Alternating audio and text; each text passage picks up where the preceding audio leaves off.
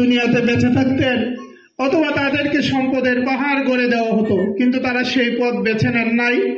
ইসলামকে তাদের জীবনের সকল ক্ষেত্রে মানিয়ে নিয়েছিলেন। সেজন্য বিগত ফ্যাসিস্ট সরকার বিচারের নামে অবিচার করে জুডিশিয়াল কিলিং এর মাধ্যমে আমাদের সেই সব শীর্ষ নেতৃবৃন্দদেরকে ফাঁসির কাস্টে ঝুলিয়ে আমাদের কাছ থেকে বিদায় করে দিয়েছে। মহান রব্বুল আলামিনের কাছে দোয়া করি সেই সমস্ত নেতৃবৃন্দকে যাতে শাহাদাতের সর্বোচ্চ মর্যাদা দান করে, আমাদেরকে যাতে তাদের উত্তরসূরি হিসেবে ময়দানে ভূমিকা রাখার তৌফিক দান করে। প্রিয় ভাইরা, এখানে সম্ভবত যারা উপস্থিত আছেন সকলেই আন্দোলনের কর্মী অথবা সহযোগী পর্যায়ে, সাধারণ মানুষ সেখানে না। আমার মনে হয় যারা এখানে আছেন জামাত ইসলামী করেন না এমন কেউ আছেন কি? সকলেই জামাত ইসলামীর কোনো না কোনো স্তরের। সুতরাং আমাদের কথাগুলো যদি আমাদের সবাই, তাহলে আমাদের গুরু প্রোগ্রামে মাইকের কোনো প্রয়োজন ছিল না। এখানে যেহেতু কর্মী সমাবেশ, জামাত ইসলামীর কর্মী হওয়ার জন্য কিছু বৈশিষ্ট্য প্রয়োজন। এই বৈশিষ্ট্যগুলো যদি থাকে তাইলে আমরা তাদেরকে কর্মী বলি। অন্যান্য সংগঠনে যোগ দেওয়ার পরের দিন থেকে নেতা হওয়া যায়, এখানে যোগ দেওয়ার পরের দিনই নেতা হওয়ার কোনো সুযোগ নেই। এখানে নেতা হতে হলে সিলেবাস শেষ করে তারপরে নেতা হতে হবে, কিছু কাজ করে, কিছু কর্ম করে, সময় দিয়ে, কিছু স্যাক্রিফাইস করে তারপরে এখানে এসে দায়িত্ব নিতে হয়। কিন্তু অন্যান্য সংগঠনে পরের দিনেই যে পর্যায়ে গেলেন সেই পর্যায় থেকে আরো বড় পর্যায়ে যাওয়ার সুযোগ থাকে। কুরবানির সময় আসলে যেভাবে পশু কেনা বেচা হয়, নির্বাচন আসলে দেখবেন এরকম কিছু রাজনৈতিক দলের নেতাদের কেনা বেচা হয়। আগে ছিলেন অমুক আদর্শের, পরের দিন দেখা যায় অমুক আদর্শ ভুলে গিয়ে নতুন আদর্শের সৈনিক নিজেকে পরিচিত করে তোলে, ঠিক কিনা? কিন্তু জামাত ইসলামীতে এরকম আসার কোনো সুযোগ নাই। শুধু এখানে আসতে যেমন একটু কষ্ট, যেতে হলেও একটু কষ্ট হবে। এখান থেকে যাওয়া মানে হচ্ছে নিজেকে জাহান্নামের আগুনের দিকে ঠেলে দেওয়া। একথা কেন বলছি? আমাদের উপজেলা আমির সাহেব বলেছেন, আল্লাহ রাব্বুল আলামিন পবিত্র কালামের সূরা তাওবার 111 নম্বর আয়াতে বলেছেন, ইন্নাল্লাহা ইশতারা মিনাল মুমিনিনা আনফুসাহুম ওয়া আমওয়ালাহুম বিআন্না লাহুমুল জান্নাহ। আল্লাহ রাব্বুল আলামিন মুমিনের জানমাল জান্নাতের বিনিময়ে খরিদ করে নিয়েছেন। তারা কি করবে? আল্লাহর রাস্তায় জিহাদ করবে, মারবে এবং মরবে।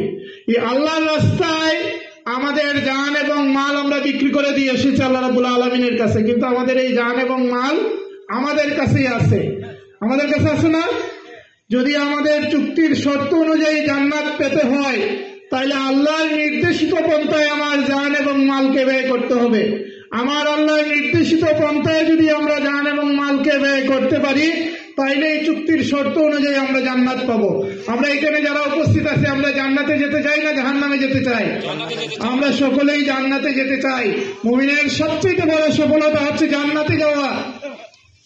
সুতরাং জান্নাতে যেতে হলে আল্লাহ রাব্বুল আলামিন বলছেন আল্লাহর রাস্তায় নিজেদের মাল এবং জান দ্বারা লড়াই করতে হবে, জিহাদ করতে হবে। ইজাহিদুনা ফি সাবিলিল্লাহি বিআমওয়ালিকুম ওয়া আনফুসিকুম। তবে আল্লাহর রাস্তায় কি করো? জিহাদ করো নিজেদের মাল এবং জান দ্বারা। আমরা যারা ইসলামী আন্দোলন করি, আমরা যারা জামাত ইসলামী করি, আমাদের কাজ হচ্ছে আল্লাহর রাস্তায় নিজেদের মাল এবং জানকে বিলিয়ে দেওয়া। সুতরাং এই রাস্তা থেকে যদি আমরা সরে যাই, আমি বলি না আল জামাত জামাত ইসলামী আল জামাত নয়, কিন্তু জামাত ইসলামের মতো ইসলামী আন্দোলন করা, ইসলামী সংগঠন করা আপনার উপরে ফরজ।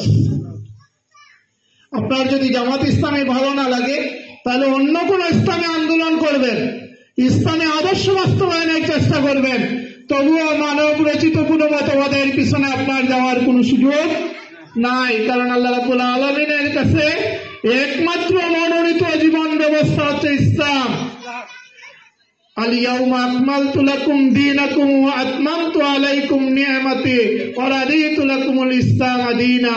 আল্লাহ রাব্বুল আলামিন আমাদের জন্য জীবন ব্যবস্থা হিসেবে ইসলামকে নির্ধারিত করে দিয়েছেন। সুতরাং ইসলামের বাইরে যাওয়ার আমাদের কোনো সুযোগ নেই। প্রিয় ভাইয়েরা, আমাদের দেশ, আমরা যদি এটাকে দ্বিতীয় স্বাধীনতা বলি, যদিও এটাকে আমরা দ্বিতীয় স্বাধীনতা বলি, আমার হিসাবে আমরা এই স্বাধীনতাকে 3 নম্বর স্বাধীনতা বলতে পারি। 1857 সালে পলাশীর যুদ্ধে নবাব সিরাজউদ্দৌলার পতনের মধ্য দিয়ে এই ভূখণ্ডের স্বাধীনতার খর্ব হয়। স্বাধীনতা ভুলণ্ঠিত হয়, ব্রিটিশদের হাতে স্বাধীনতা চলে যায়, আমাদেরকে ব্রিটিশরা তখন শাসন করা শুরু করে। ব্রিটিশদের বিরুদ্ধে দীর্ঘ আন্দোলনের পরে 47-এ যখন দেশ ভাগ হয়, আমরা তখন একবার স্বাধীন হয়েছিলাম। আমরা তখন পূর্ব পাকিস্তান ছিলাম, পূর্ব পাকিস্তান এবং পাকিস্তান মিলে একটি দেশ ছিল। 71 সালে এসে আমরা পাকিস্তান থেকে আলাদা হয়েছি।